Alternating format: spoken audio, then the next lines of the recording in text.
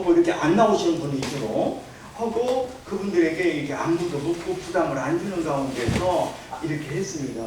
우리 성도님들 매월 3주 토요일 아니 어느 토요일이든지 아니 어느 날이든지 365 어느 날이든지 복음의 일꾼들은 준비되어 있습니다. 사랑하는 가족들, 친구분들 복음 상담 어느 때든지 무시로 연락을 주시면 항상 준비된 119 대원, 구조 대원같이 찾아가겠습니다. 오늘은 복음인데요. 구약 성경에 나오는 성막과 속죄 제사. 되게 이 구약은 율법이랄지 이 모든 것들은 우리에게 예비적으로 주시는 그림자와 같이 주시는 그런 말씀들이거든요. 그런 말씀을 통해서 오늘 현재 지금 예수님 이후에 은혜 시대에 살아가고 있는 우리들은 어떻게 과연 구원받고 하나님의 자녀가 되며 천국의 백성이 시민권을 얻으며 살아갈 수 있는가를 생각하는 시간을 갖기를 소원합니다. 소원합니다. 네. 감사합니다. 오늘 지연양, 우리 구영무 선생님 앞으로 나오셔서 같이 듣기를 소원했는데 귀가 참 좋다고 해서 그냥 봐줬습니다. 네. 오늘의 본문의 말씀은 레위기서 4장인데요. 레위기서 4장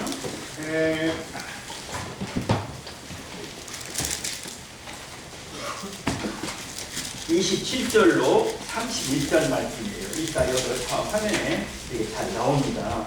그때 보기로 하고요. 레위기서 이 4장 27절로 31절까지. 그러면 예수님이 오시기 전 사람들은 어떻게 구원받고 하나님의 자녀가 될 수 있었나?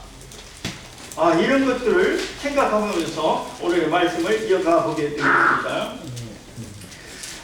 어떤 분이 이런 조사를 했어요. 자동차 속도와 찬송가의 그 곡. 자동차를 과속을 하면 어떻게 됩니까? 위험해서 죽을 수가 있겠죠. 근데 80km로 달리면 너 근심 걱정 말아라. 그렇지 않소? 120km로 달리면 내주를 가까이 하려 하는 곧 잘못하면 죽는다 그 말이겠죠. 130km 달리면 이제 갈 길 발기 보였나. 과속은 말한 그런 뜻이에요. 140km로 달리면 하늘 가는 발기이 이제 내 앞에 왔어. 큰일 났네. 150km 가면 이제 천국에 손 들고 이제 가는 거예요. 과속하지 말아라는 뜻이겠죠. 160km 가면 요단강이 보여요. 저 요단강 건너편에 화려하게 보이는지 243장 마지막으로 170km 이상으로 가면은 나 이제 왔으니 내 집을 찾아. 사람이 때가 되면 어떻습니까? 죽습니다. 그러나 사고사는 안 당해야겠죠. 그러나 언젠가는 다 죽게 됐어요. 올 때는 아까도 어떤 성도님들께 교제 나누시는데 순서가 있지만 갈 때는 순서가 있다 없다? 없어요. 그래요. 내가 죽을 때 죽음에 대해서 모르는 것 있죠? 항상 제가 말씀을 전할 때 언제 죽을지 모른다, 어떻게 죽을지 모른다, 왜 죽는지 모른다. 이거 몰라요. 모르고 죽어요. 근데 확실히 아는 것은 내가 한 번은 꼭 죽는다. 알잖아요. 나 혼자 죽는다. 알잖아요. 죽고 나면 어딜 간다? 안 믿는 사람은 지옥 간다. 믿는 사람은 하나님의 자녀는 천국 간다는 것은 성경에서 확실히 우리에게 말씀해 주시고 있습니다. 복음을 전할 때는 이 죽음에 대한 문제를 안 할 수가 없어요. 교회 같은 맨 죽음 얘기하네. 인생의 연수가 70이 강건하면 80이라고 했는데 아까 우리 장애인이 오전 성경 공부 시간에도 우리 교회 성도님들이 평균 연령이 60, 70대 이상이에요. 그러다 보면은 아프신 분들이 원치 않게 많이 생길 수도 있고 이제 때에 따라서 하나님께서 부르시면 이제 주님 나라로 가실 수밖에 없어요. 죽음은 우리 현실의 당면의 과제요 문제입니다. 오늘 아까 성도님들도 연명치료를 난 하지 않겠다. 깔끔하게 죽겠다. 이런 얘기를 했어요. 그러면 죽음에 대한 무엇을 해야 한다? 죽음에 대한 준비를 해요. 이 세상이 끝이라고요? 천만의 말씀. 이 세상의 죽음이라고 하는 것은 학교의 중학교, 고등학교, 대학교, 초등학교를 졸업이라고 하는 것은 원어는 뭡니까? 다시 시작한다는 그런 뜻이 있어요. 죽고 나면 바로 우리는 새로운 세상이 펼쳐집니다. 하나님의 나라냐 지옥이냐, 이 준비를 해야 돼요. 지옥 가고 싶다고요? 그렇다고 한다면 그냥 그대로 지금 그대로 사세요. 100% 지옥 갑니다. 천국 가고 싶다고요? 주님을 영접하세요. 성경의 이 말씀은 하나님의 말씀이시며 온 인류가 지금부터 역사가 생긴 이래의 모든 집중이 책이고 하나님의 전능한 하나님의 말씀의 책입니다. 내가 내일 죽을지 오늘 죽을지 앞으로 집으로 가다 죽을지는 몰라요. 그렇기 때문에 죽음의 문제를 생각을 해야 됩니다.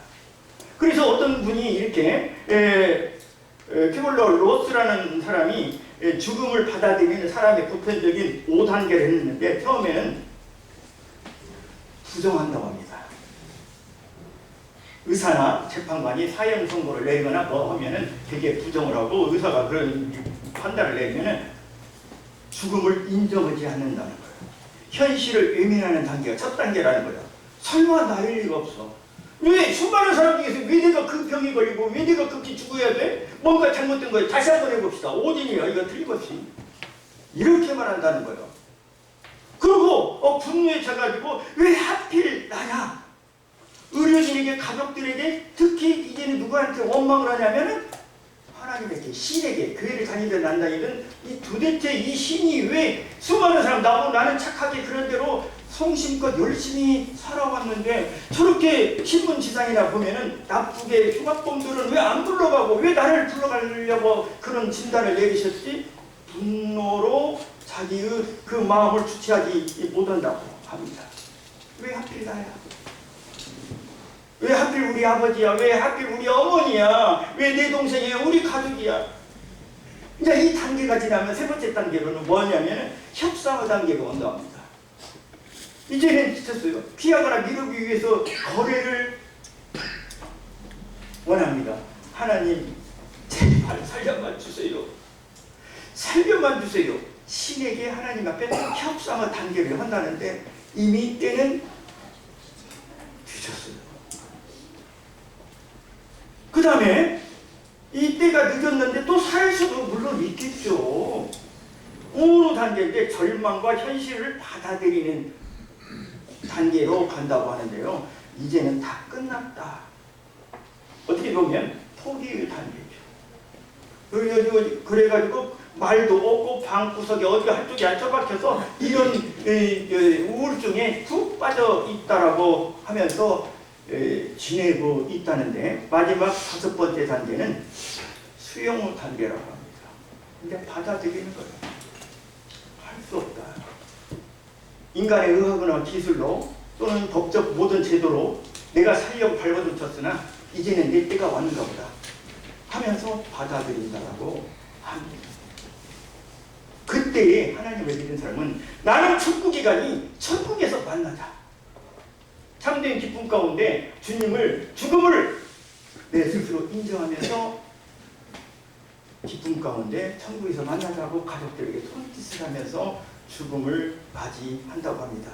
물론 사람마다 다 저 5단계를 다 겪는 것은 아니에요. 2단계나 3단계로 압축해서 가는 수도 있을 수 있겠습니다. 그렇습니다. 우리는 죽습니다. 저는 가끔 가다가 10년 후의 일들을 우리 안행교의 모습을 또 생각해보고요. 제가 고등학교, 신흥고등학교 72회 동창회 일을 맡고 있는데 거기서 보면 전부 다 머리 하얀 그런 친구들이 다 왔어요. 73살, 4살, 2살 이 친구들이 왔는데 과연 이 친구들이 10년 후에는 몇 명이나 여기 이 자리에 있을 것인가? 그렇습니다. 이것은 내일로 미룰 일은 아니에요. 죽음의 문제는 오늘의 문제고 현실의 문제고 나의 문제입니다. 그래서 하나님께서 우리들에게 당신께서 사랑하시사 구약시대 때 모세를 통해서 신의 산에서 2가지를 주셨어요. 10계명을 주셨습니다. 또 하나는 무엇을 주셨죠? 성막을 만드는 그런 모든 설계도를 모세에게 주셨어요. 그래서 10가지 계명을 주셨어요. 우리 하나님께서. 1계명에서 4계명까지는 대신관계, 하나님과 나와 인간의 관계고, 5계명에서 10계명까지는 대인관계. 이게 모든 기독교의 사랑이 핵심이 성경의 말씀 뭐냐면 하나님 사랑, 우아래로 하나님 사랑, 가로로 사람과 사람, 인간의 사랑. 하나님을 사랑하라, 내 이웃을 사랑하라. 십자가잖아요.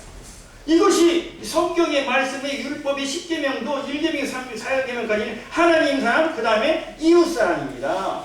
그런데 이 성경에 보면 모세오경의 토라라고 하는 이 모세오경에 보면은 613가지 율법이 있다라고 합니다. 몇 가지요? 네, 613가지. 성경. 그러면 율법을 주신 하나님의 목적은 뭘까요? 율법을 지키라, 지키지 말라.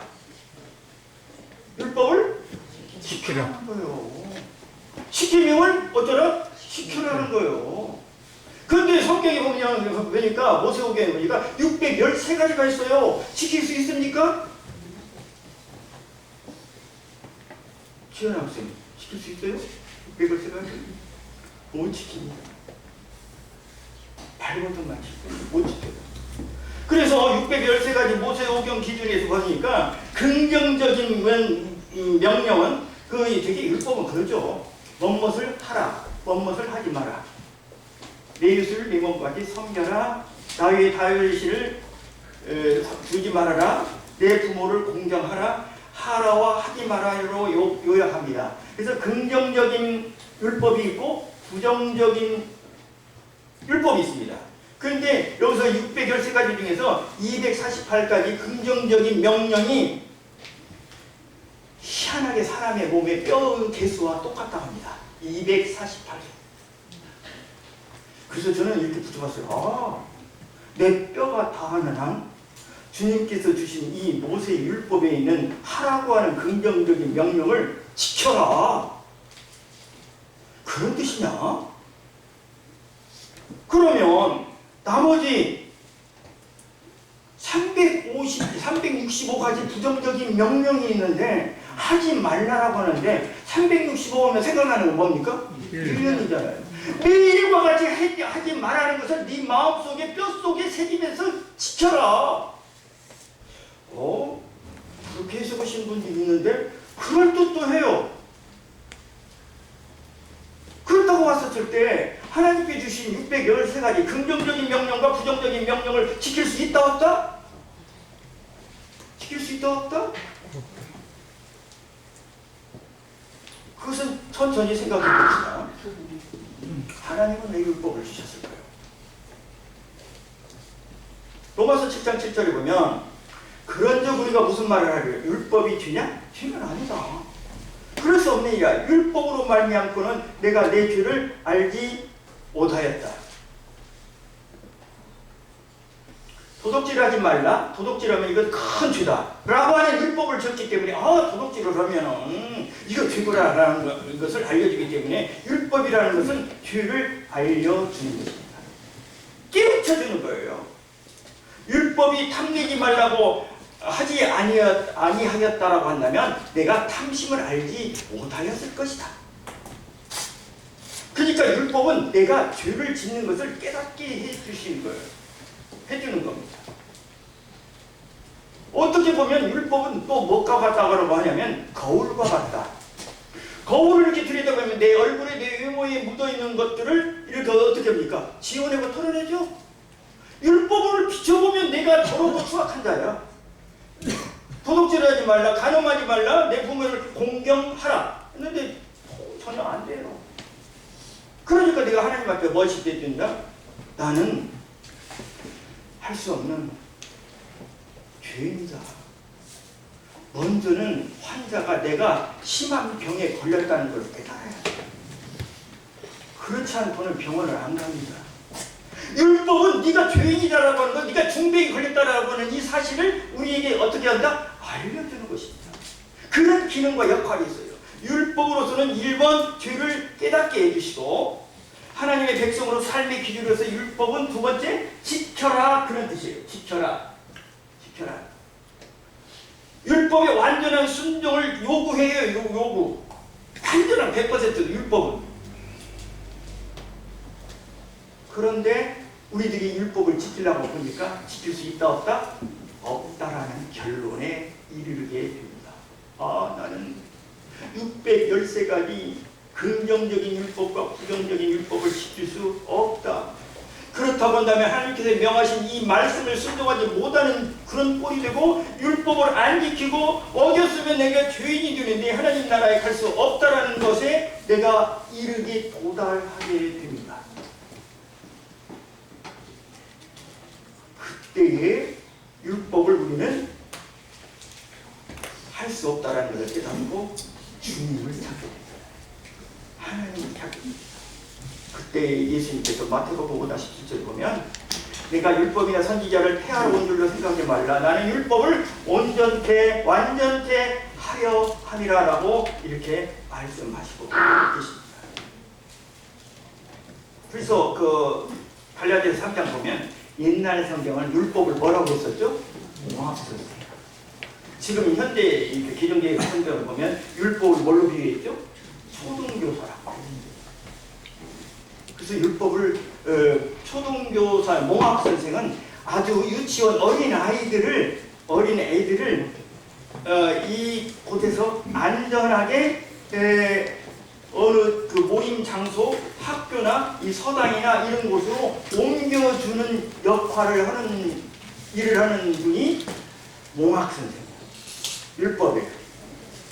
그리고 초등교사야. 아이들을 보호해 주잖아요. 이와 같이 율법이 우리를 그리스도에게 인도하려 하는 초등교사가 되어 우리로 하여금 믿음으로 말미암아 의롭다함을 얻게 하기 위해서 율법을 연구하다 보니까 하나님을 찾게 되는 이런 계기가 되고 발판이 되는 이런 역할을 하게 됩니다. 그래서 믿음이 온 후에는 우리가 율법에 있지 아니하고 초등교사 몽학선생 아래 있지 아니하고 이제는 하나님의 자녀로서 살아가게 됩니다. 사랑하는 여러분, 아직 주님을 영접하지 못했습니까? 율법만 고집하고 계십니까? 아닙니다. 물론 율법의 행위에 속한 자들은 저주 아래에 있다라고 했습니다.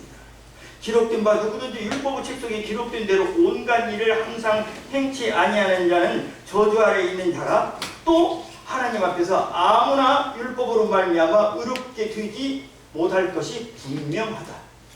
율법으로는 의롭게 된다 못 된다? 못 된다. 의인은 어떻게 된다? 믿음으로 살다. 그러니까요, 율법은 우리를 죄인이라고 하는 깨닫게 해주는 그런 역할만 할 뿐이지 율법이 우리를 구원할 수 있는 것은 아니라고 하는 그런 얘기가 되겠습니다. 그래서 율법과 복음의 이 관계를 이렇게 이어서 생각을 해보면 이같이 율법이 우리를 예수 그리스도에게 인도하는 초등교사다. 몽학 선생이다. 율법은 곧 하나님께서 율법을 주신 목적은 우리를 예수님께 인도하려는 몽학 선생으로 초등교사로서의 율법의 역할이 거기까지다. 율법 지킬 수 없어.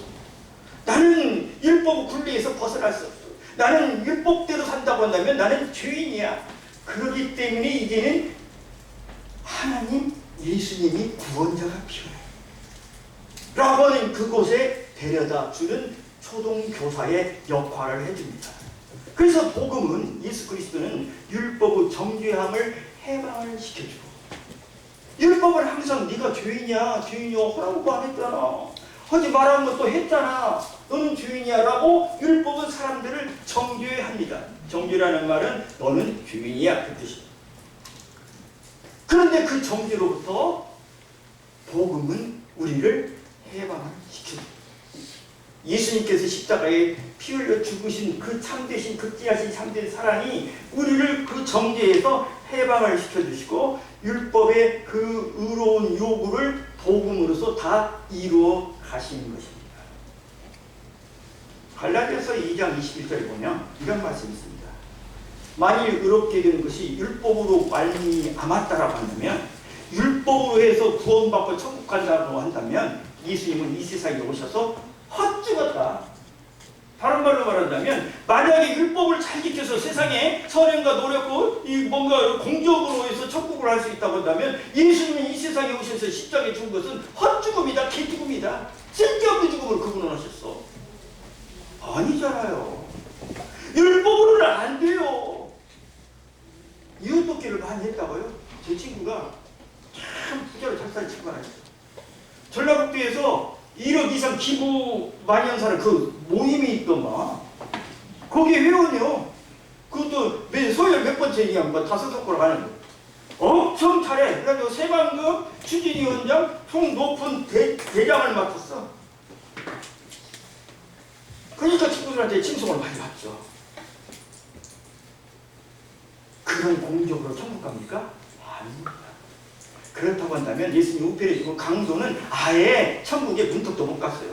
특히 강도까지 갈 것도 없어요. 나 스스로도 내가 나를 볼 때 정말로 더럽고 추악하고 아주 형편없는 쓰레기와 같은 자인데 내가 구원받았다고 큰소리 치는 것은 예수님의 사랑과 십자가의 그 은혜로 내가 하나님의 자녀가 믿음으로 됐다라고 하는 이 사실이 너무나 감사한 것이지. 율법으로 구원받은 것이 참으로 진정으로 감사한 것이지, 만약에 율법으로 말미암았다라고 한다면 예수님은 헛죽었다. 헛죽었어. 예수님이 죽음이 뭐가 그렇게 중요해? 나는 선행으로 해석할 수 있는데 그건 아니다. 율법은 아니다. 그러면서 하나님께서 이스라엘 백성에게 모세를 통해서 십계명을 주셨는데 거기서 하나님의 성막 거하실 집을 짓는 설계도를 모세에게 주었습니다. 내가 그들 중에 거할 성소를 그들이 나를 위하여 짓되 무릇 내가 너희에게 보이는 모양대로 장막을 짓고. 이 성막, 장막, 이런 성막이라고 하는 것은 성자가 많이 붙어요. 특히 가톨릭가 보면은 뭐 이런 것을 책상을 갖다가 성탁, 이런 옷을 갖다가 성이, 뭐 성배, 뭐 성전, 막 이런 얘기를 성자를 많이 붙이죠. 근데 이 성막에는 거룩한 아주 막이다 그 말이에요. 막 뭡니까? 텐트, 홀리 텐트. 이런 성막을 이렇게 짓도록 이렇게 이스라엘 백성 모세를 통해서 하나님께서 명령을 했었는데, 이 성막에 주시는 그 교훈 속에서 우리가 주님이 보이고 또 우리들의 성도의 삶이 보이고 어떻게 구원받는 것에 대한 부분들이 말씀을 준비하면서 엄청 깨닫게 됐습니다. 되게 보면은 성막에 보면은 다시 한번 우리로 아까 넘어가볼까요? 성막이 여기 성막 그 문이에요. 10m야. 그 다음에 여기가 번제단이에요. 이 번제단인데 여기다가 염소나 황소나 양을 데리고 가져와서 그 자기 죄를 위해서, 옛날에는 자기 죄 대신에 무엇이 죽었죠? 짐승이 죽었어요. 죄 삭은 상황이고 피 흘림이 없은 죄사함이 없다고 말씀하셨기 때문에 죄 용서함을 받으려면 죄는 내가 짓고 내 대신 누군가가 죽어야 돼. 사람이 죽어서는 안 되잖아요. 그래서 옛날 구약시대 때 무엇이 죽었다? 짐승이 죽었어요. 양이나 염소를. 그것이 거기가 바로 요 번제단 속에서 여기에요. 그 다음에 여기를 지나면 이 뒤에가 바로 뭐가 있느냐면 물두멍이 있어요. 물두멍이 있습니다. 손과 발을 씻는 것이에요. 누가? 제사장이. 제사장이 씻는 곳인데, 이때 당시에 그 이스라엘 백성 예수님 모시기 전까지는 이때에 솔로몬이나 많은 사람들이 그때에는 여기까지 뺏기 번제단까지만 갔었어요. 왜? 이 물구멍에서 손을 씻는 것은 누구냐면 제사장이에요. 제사장과 제사장, 손발을. 나머지 평민들은 여기까지만 왔다가 그냥 나가. 죄 사함을 받고. 그 다음에 제사장은 손발을 씻고 성소와 지성소를 들어갑니다. 참 나름대로 좀 복잡했죠. 그래서 뜰이 있고 성소가 있고 지성소가 있는데 이걸 갖다가 성막이라고 하는데 홀리 텐트라고 말하는데요. 그 맨 먼저 성소에 가면은 이렇게 문이 있는데 문이 20규빗. 성경에서 그 단위는 규빗으로 나오는데 1규빗이 45에서 50cm 정도라고 그래요. 그때 그 자가 없을 때는 성인의 팔 여기에서 여기까지가 대개 그 정도의 거리가 나온다고 그럽니다. 그래서 이걸 1규빗, 2규빗 이렇게 했는데 이 문이 여기 문이 20규빗, 10m. 계산은 이렇게 1규빗을 50cm로 잡고 10m인데 이 성막 전체적으로 봤을 때 이 문이 굉장히 커요. 그리고 이 문이 정면에 한 군만 있어요. 천국에 하나님을 만나는 문은 오직 기독교 예수 그리스도 한 분밖에 없어요. 그 문은 커요. 누구든지 갈 수 있어요. 그래서 이 문이 지금 내가 곧 길이요 생명이라 이렇게 말씀하시는 요한복음 14장 6절에 이 말씀이 있고요. 그 뜰에 문이 있는데 10m요. 지금 안행교회 일반 사람들이 온다고 한다면 우리 교회 문은 활짝 열려 있습니다. 누구나 올 수 있는 거예요.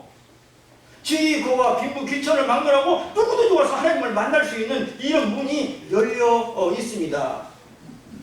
강건하여 내 돈을 채울 수 있는 그런 문은 항상 우리들이 열려 있다라고 볼 수 있습니다.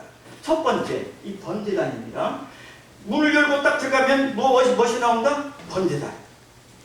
번제단은 양을 잡아서 제단에다가 짐승을 잡아서 태우는 거예요. 태우는데요. 너는 조각목으로 장이 5규빗, 광이 5규빗의 탄을 만들되 네모 반듯하게 하며 고는 3규빗으로 하고 그 네 모퉁이 위에 뿔을 만들되 그 뿔이 그것에 연하게 하고 그 탄을 노소로 쌓을지며. 예, 그 나무를 그 번제단의 재료를 조각목으로 만들고 그 사이즈 규빗과 단을 5규빗 단을 만들고 네 정사각형으로 해서 그 높이는 3규빗으로 하고 네 모퉁이에는 무엇이 있었다? 뿔을 만들다. 이게 번제단에 뿔이 몇 개가 있습니까? 4개가 있어요. 근데 이 번제단 뿔에다가는 우리 그때의 이스라엘 백성들이 죄사함을 받으러 와서는 꼭 이 뿔에다가 자기 죄를 어떻습니까?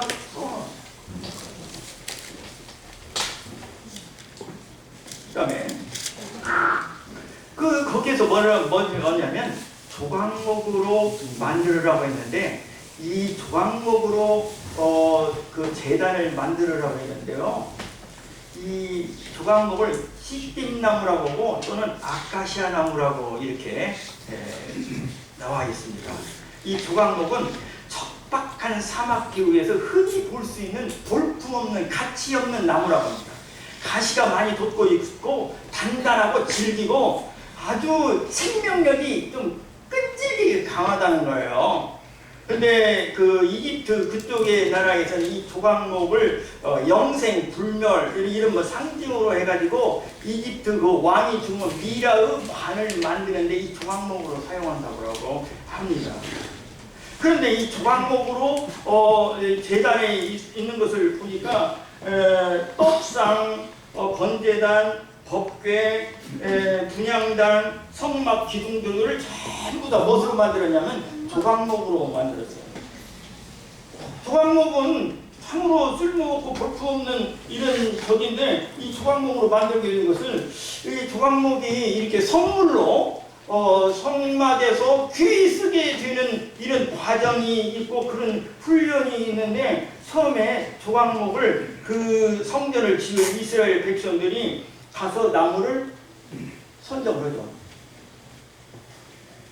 선정을 하고 난 다음에 그 나무를 어떻게 됩니까? 베어내는 거죠. 아카시아 나무 우리나라에 40~50년대에 아카시아 나무를 다 많이 심었다고 합니다. 그때는 왜 그랬느냐면 이 외정시대 때 일본 사람들이 우리나라에서 나무를 많이 가져갔어요. 그 6.25 전쟁 때 인민군들이 빨치산들이 산으로 숨어가지고 그 산들을 이민군들을 토벌하기 위해서 산에 나무를 많이 베어가지고 우리나라가 민둥산이 됐다고 합니다. 그래서 나라에서 나무를 심는 날을 정했어요. 식목일이라고. 우리나라만 그 특유하게 있다라고 하는데 그때 첫 번째 심은 나무가 무슨 나무다? 아카시아 나무다. 근데 아카시아 나무는 꽂아 놓기만 해도 아주 잘 살아. 특히 이 뿌리가 번식력이 어떻게 좋아가지고 옆에 있는 참 순진한 나무들을 회복시키고 고사시키는 그런 성질까지 있다고 합니다. 그래서 아카시아 나무의 그 영적인 의미는 인간의 죄성을 나타낸다라고 이렇게 분별하시는 분들이 많이 있는 것을 보게 됩니다. 그러니까 아카시아 나무가 가는 곳에는 다른 나무들을 오히려 죽이고 고사시킨다. 그런데 그 아카시아 나무를 조각목을 택해서 성소에 성물이 되게 성스러운 물질이 되게 재료가 되게끔 세우신 것은 하나님의 영적인 깊은 의미가 있지 않냐 하는 이런 생각을 해보는데요. 자, 잘리고 택해서 그 나무를 베어내야 돼요. 베어내게 되면 그 나무의 생명력은 그것으로 끝이죠. 두 번째, 이 벗겨진 이 조각목은 아카시아 나무는 껍질을 와서 다 벗긴다고 합니다. 그래야 제목을 쓰죠. 우리가 세상에서 찌들었던 모든 것들을 세상적 가치와 사고와 판단력 이런 것들을 전부 다 벗겨지는 그런 작업을 해야 되고, 그래서 조각목의 껍질이 벗겨지는 그 베어지는 아픔보다도 나무의 입장에서 볼 때는 그 벗겨지는 아픔이 엄청 크다고 합니다. 뭐 우리가 이제 의인법으로 이제 그렇게 생각을 했겠죠. 그런 뜻이 있는데 그런 것들이 세상적 가치와 안목의 정욕, 이순의 자랑 뭐 이런 것들을 다 벗겨져야 성수의 성물로 사용하게 되는 것인데요. 그 다음에 껍질만 벗겨주고 바로 사용하냐? 아닙니다. 말려야 한다고 합니다. 이것을 장기간의 시간을 내서 햇볕에다 그늘에다 반복적으로 해서 이 성물로 조각목을 쓰기 위해서는 뱃속에서 말리는데 어디까지 말려냐면 속 내면까지 말려야 한다고 합니다. 나무가 잘 마르지 아니한 나무는 제목으로 이렇게 뭔가로 쓰고 가구로 쓰게 되면 뒤틀리고 흠이 생기고 튼다고 하죠. 그런 일이 있기 때문에 이 조각목을 바짝 말려야 하고 속까지 말려야 한다고 합니다. 그것은 곧 우리 내면에 품고 있는 모든 죄까지 주님 앞에 고백하고 그 부분까지 정결하게 씻지 아니하면 하나님께서 쓰시지 않는다. 심히 부패한 인간의 그 마음, 악한 생각. 저는 그래요. 40년간 교사 생활을 했고 또 어렸을 때부터 교회를 열심히 다녔다는 걸 동네 사람이 다 알고 있고 지금도 법안 다 아는데, 그래서 저 정도 살면 훌륭하고 착하게 산다라고 말을 하는데 내가 내 스스로 내 내면을 볼 때 정말 나는 더럽고 추악한 사람. 구약시대 때는 행동으로 표현한 죄만 죄였지만 신약시대 때는 마음으로 품고 있는 모든 죄도 주님께서는 다 죄다 그렇게 말씀하셨잖아요. 그런데 하나님께서는 어디를 보신다? 겉표면을 보시는 게 아니라 내 마음의 내면을 보고 계셔요. 지금도 내 마음에 품고 있는 이 죄를 하나님께서는 보고 계신다니까요.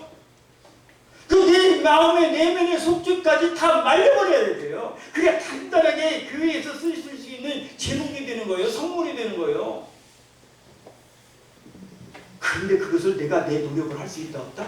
할 수 없는 거예요. 주님의 보혈의 십자가의 능력 가지고는 내가 할 수 없습니다. 말려져야 하고요. 또 마지막 단계는 이 100% 수분 제거를 해서 트거나 휘어지거나 이런 것이 없게끔 하시기 위해 오고 난 다음에 다 말랐다고 한다면 이제는 당신께서 쓰시기에 합당한 그런 면을 만드는데 찍어낼 것 끌로 찍어낼 것 찍어내고 대표로 밀 것 밀어내는 그런 마지막에 아픔의 단계가 있습니다. 조각목을 이렇게 사용합니다. 그렇다고 한다면 조각목은 내가 구원받은 성도의 이때에 살아가는 우리들의 모습이 아닌가 이런 생각까지 해보게 됐습니다. 그렇게 다 대패질까지 만들어낸 그 다음에 하나님께서는 노수로 정금으로 그것을 던져주십니다. 새로운 신분으로 이 조각목은 탄생하게 됩니다. 제단의 성물로 탄생하게 됩니다. 하나님께서 귀하게 쓰시는 그런 나무가 되게 됐습니다. 이게 보면은 지금 번제단에 여기가 4개의 뿔이 있고 이 번제단은 이 조각목 아카시아 나무로 만들고 2.5m, 2.5m 정사각형이라는 그런 내용이 그림이 되어 있습니다. 제단 뿔이 있는데 레위기 사장에 보면 그 제단 뿔에다가 우리들의 죄를 적는 그런 장면도 나오죠. 놋 그물망이 있습니다. 놋 그물망이 있어야 거기다 나무를 캐울 때 그물망으로 재가 빠지죠. 그래도 산소가 잘 통해서 제단에 있는 재물들이 하나님께서 연락하시기 그 향기로운 재물이 되기 위해서 잘 태워지는 그런 모습이 되겠습니다. 그래서 이 그 놋그물망을 하나님의 공의로 상징하고 있는 것을 보게 됩니다. 그래서 번제단은 더 피 흘림이 없은즉 죄사함이 없다라는 그 말씀을 우리에게 깨우쳐 주시면서 한 마리의 양이 죽어야 하는데 이제는 옛날과 같이 구약시대까지 짐승들이 필요하지 아니하고 그러나 세상 죄를 지고하는 하나님의 누구다? 어린 양이신 예수 그리스도의 죽음으로 말미암아 단번에 영원한 혼자는 속죄를 이뤘다라고 하는 성경의 이 말씀을 오늘 우리에게 큰 기쁨으로 선물로 주시는 것입니다. 피 흘림이 없은즉 사함이 없다. 하나님의 말씀은 하나님은 사랑의 하나님이시지만 무슨 하나님? 공의의 하나님이십니다. 공의의 하나님은 무슨 하나님입니다? 하나님이시니까 법대로 하시는 하나님이십니다. 그래서 그 법을 이루시기 위해서 당신께서 당신의 독생하신 아들 예수 그리스도를 죽게 하셨습니다. 번제단에서 그 양의 머리에 안수를 하고 양은 내가 안수했기 때문에 내 죄가 양한테 넘어갔기 때문에 그 양은 내 대신 죽게 돼요.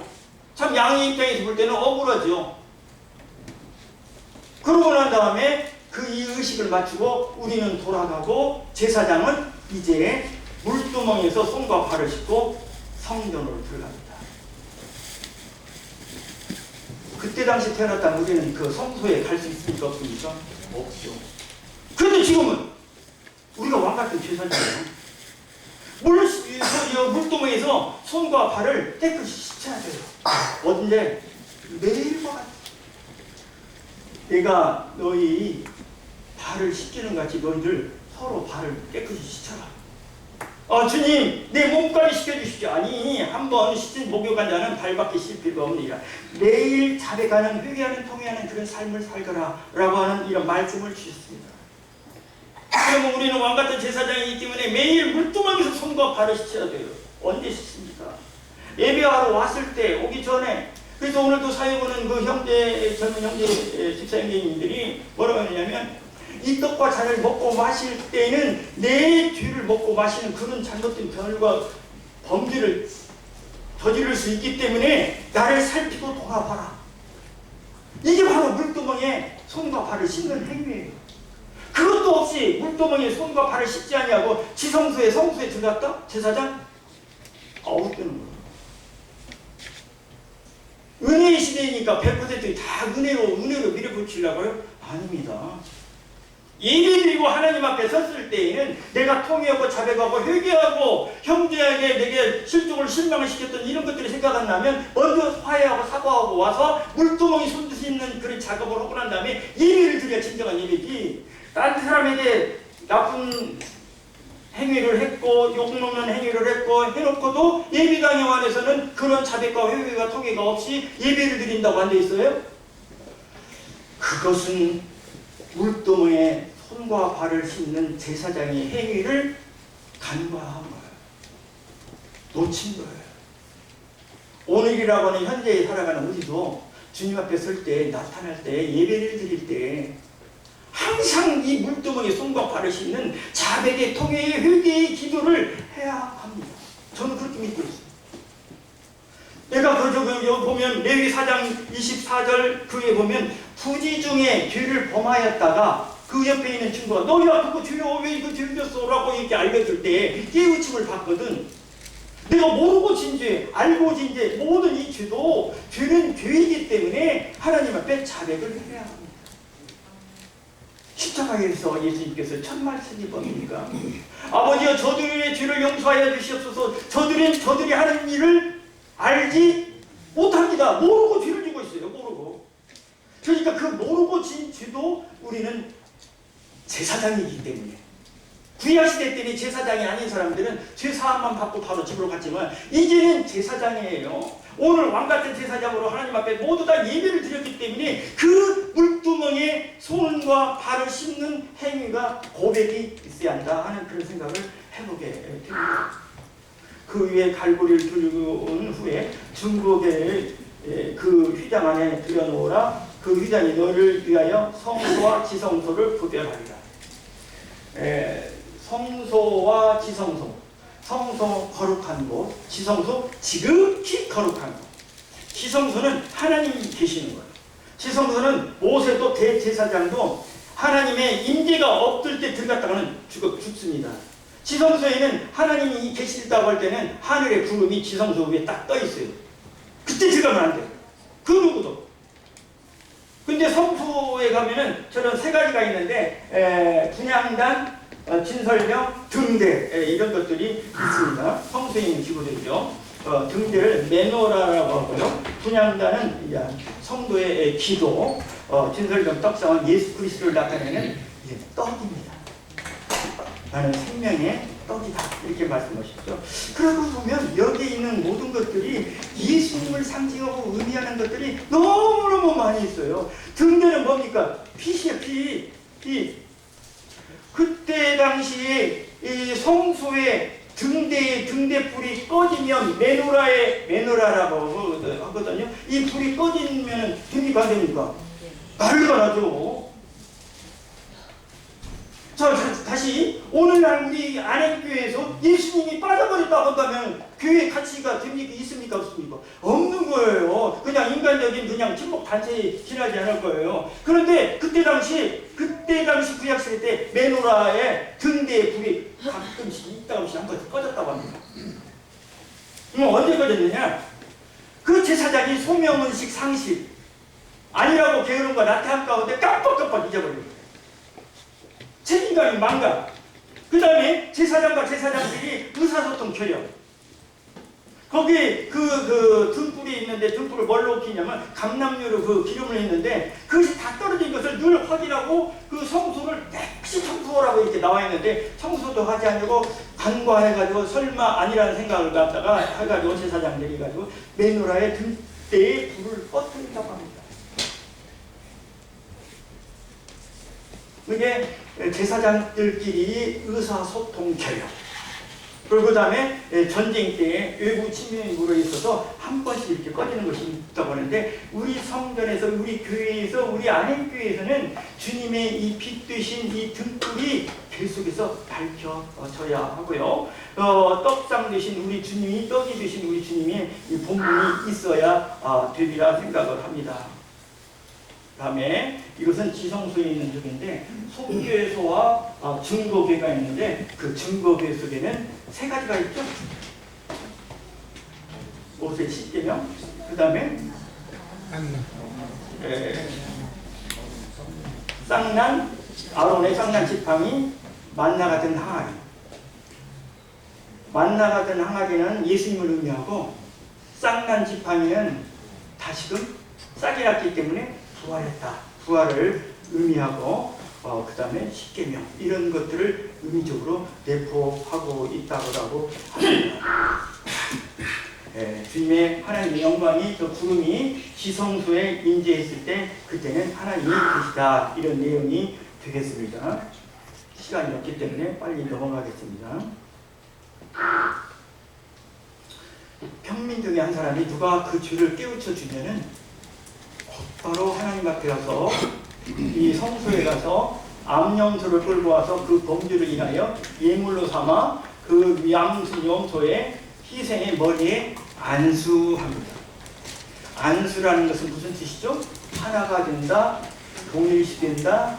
내가 이렇게 안수를 했으면, 짐승은 머리에다가 안수를 했으면 이 박완규 진주가 어디로 넘어간다? 짐승한테 넘어가요. 그러면 내가 죄를 가졌는데 안수했기 때문에 이 짐승은 죽어야 합니다. 그러면 우리의 죄가 언제 안수됐습니까? 우리 이 성경에 나오는 마지막 수리자가 누굽니까? 세례 요한. 세례 요한한테 예수님께서 죄 없으신 분이 세례를 받으시고 침례를 받으실 때에 그때 모든 죄가 다 예수님의 머리로 넘어갔다라고 이렇게 많은 분들이 분별을 하고 있습니다. 그래가지고 그 다음날 이튿날 예수님께서 그들에게 나오심을 보고 보라 세상 죄를 지고 하는 하나님의 어린 양이라고 이렇게 말씀하십니다. 우리들의 모든 죄는 예수님께서 지고 가셨습니다. 십자가에서 다 우리의 죄가 정결케 됐습니다. 저 장면은 검은 옷 입은 분은 속죄함을 받으려고 온 일반 평민이고요. 흰 옷은 제사장입니다. 지금 짐승의 머리에 안수하고 있죠. 짐승의 머리에. 그래가지고 그 안수된 그 짐승은 잡아서 이제 죽입니다. 그리고 제사장은 그 손가락으로 그것을 찍어서 담불에 이렇게 또 바르게 되죠. 그는 우리 내 죄를 위한 화목제물이니 우리뿐만이 아니라 온 세상의 모든 사람들의 죄를 예수님께서는 십자가에서 화목의 제물, 희생의 제물, 용서의 제물로 주시고 이런 과정을 겪으셨습니다.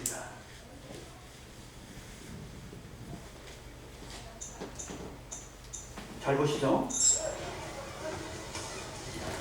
제단불에서 제사장이 양피를 받아서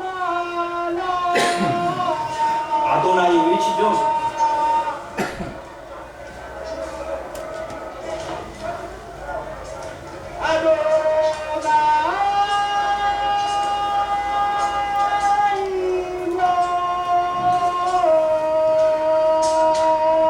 저렇게 세워서 죽입니다.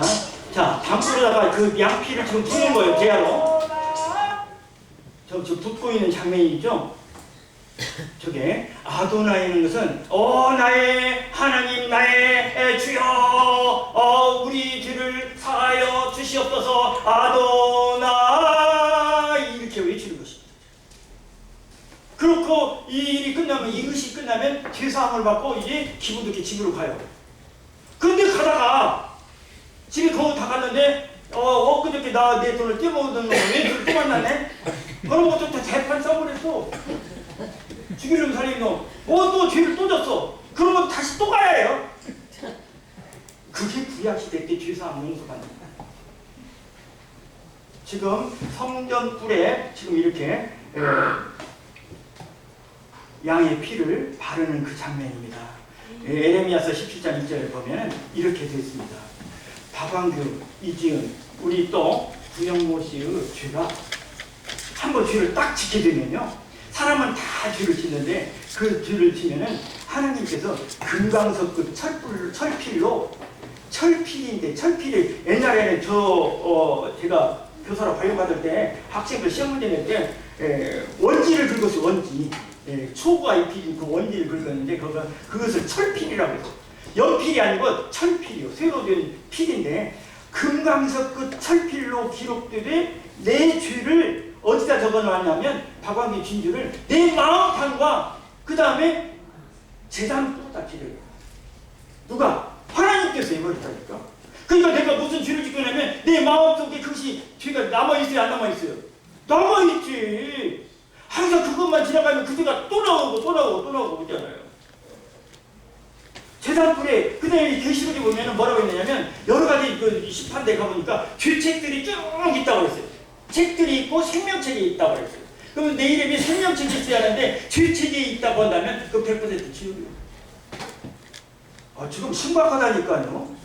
내가 내일 죽을지 오늘 죽을지 모르는데 내 이름이 죄책이 있다? 그 죄를 지워야 돼요. 그러기 위해서 그때 이스라엘 백성들이 그때 내 마음판과 제단불에 있는 죄를 제단불에 적혀진 죄를 지우기 위해서 양피로 거기다가 발라고 했어요. 아까 방금 동영상 보셨죠? 양피로. 염소와 이제는 예수님 오신 이후로는 염소와 송아지 피로 하지 아니하시고 오직 누구 피로? 예수님이 자기 피로. 영원한 속죄, 영원이라는 것은 끝이 있습니까? 없습니까? 없는 거예요. 영원히 용서했다니까요. 그리고 몇 번에, 단번에 2000년 그때 십자가 달렸을 때 내 죄를, 이지은 씨의 죄를 단번에 100% 온전히 씻겨줬습니다. 그 사실을 믿으면 601세가 율법을 안 지켰다고 할지라도 천국 가는, 그 사실을 마음으로 믿고 의지하면은 하나님을 믿고 천국 가게 돼요. 그런데 내가 교회에다 헌금도 내고 새벽기도 내고 교회에서 열심히 선행을 공적을 쌓아서 천국 간다? 한번 해보세요. 갈 수 있는가? 못 가요. 할 수도 없을 뿐만 아니라. 근데 일반 교회나 일반 종교에서는 그렇게 인간의 행위를 부추깁니다. 왜? 그게 돈이 많이 나오기 때문에. 띄워줘야 할 때문에. 아니에요. 그런 하나님이라면, 그런 예수님이라면 믿을 필요 없고, 아까 말씀하신 것처럼 말씀대로 율법으로 말미암았다라고 한다면 예수님께서 이 세상에 십자가에 죽으신 것은 헛죽음이다, 개죽음이다, 쓸데없는 죽음이다. 어머니래서 예수님이 이 세상에 오셨어요. 아니, 예수님이 십자가에 흘리신 피는 아주 귀중한 피, 보배로운 피다. 그래서 그 말을 줄여서 보혈 그래. 보혈, 보배고자. 아주 보배로운 거예요. 내 죄를 용서했기 때문에 그분께서 죽으셔서 희생의 제물이 되셔서, 그래서 단번에 영원한 제사를 드리시고 나를 온전히 천국에 보내주셨는데 예수님께서 죽으셨어요. 근데 그것은 누구냐? 하나님의 아들이셔요. 하나님께서 당신의 아들을 죽음의 사지로 몰아내버린 거예요. 그러니까 하나님과 예수님과 관계는 삼일체 하나님이면서도 두 자리 간의 이 관계 속에서 기도를 뭐라고 합니까? 나의 아버지, 나의 아버지가 아니고 마지막에 그 절박한 그 심령 공의의 하나님 앞에 기도할 때는 나의 하나님, 나의 하나님 어찌하여 나를 버리시나이까, 이렇게 기도하십니다. 그리고 십자가 위에서 예수님은 최고의 더럽고 추악한 죄인입니다. 왜? 내 죄가 그분에게 다 가버렸기 때문에. 내가 내일 일주까지 가져가 버렸어요. 10년 후 앞으로 몇 년 더 살려가 모르지만 앞으로 질 죄, 미래의 죄, 지나간 과거의 죄, 오늘 질려는 현재의 죄까지 예수님이 싹 가져갔기 때문에, 이미 가져갔기 때문에 예수님은 십자가 위에서의 강도보다도, 로마 병정들보다도, 손가락질은 군중보다도 예수님은 거기에서 최고의 죄인입니다. 왜? 여러분 각각의 죄가 예수님을 짊어지고 죄 문제를 해결하시고 우리를 천국에 갈 수 있는 그 길을 마련하시기 위한 희생의 제물이 되었기 때문입니다. 이제는 그 사실을 믿으면 하나님의 자녀가 된 것이고, 이제는 신의적